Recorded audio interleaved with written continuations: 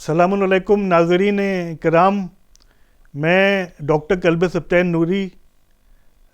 آپ سے مخاطب ہوں، اور آپ سب مومنین کو میں مولا کائنات حضرت علی بن ابی طالب علیہ السلام کی ولادت کی مبارکباد دیتا ہوں، تبریک آپ کی خدمت میں عرض کرتا ہوں، اور اللہ کی بارگاہ میں دعا کرتا ہوں کہ انشاءاللہ امیر المومنین کے صدقے میں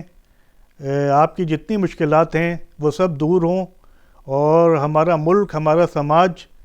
جن مشکلات سے گزر رہا ہے اور جن بیماریوں سے گزر رہا ہے، اللہ انشاءاللہ ان حالات کو بھی صحیح کرے، اور وہ بیماریاں بھی اس وبا کی شکل میں جو پھیلی ہوئی ہیں وہ بھی غائب ہوں، اور ہم سب امیر المومنین علی بن ابی طالب کی تعلیمات کی روشنی میں اپنی زندگی گزاریں۔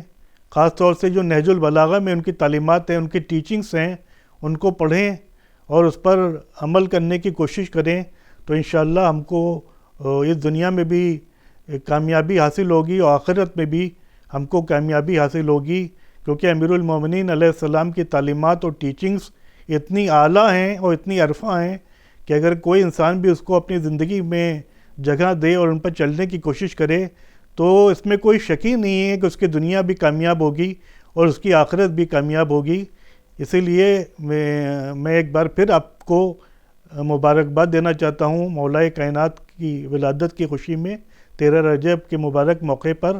اور انشاءاللہ آپ کے روشن مستقبل کے لیے اللہ کی بارگاہ میں دعا کرتا ہوں۔ وآخر دعوانا ان الحمد للہ رب العالمین۔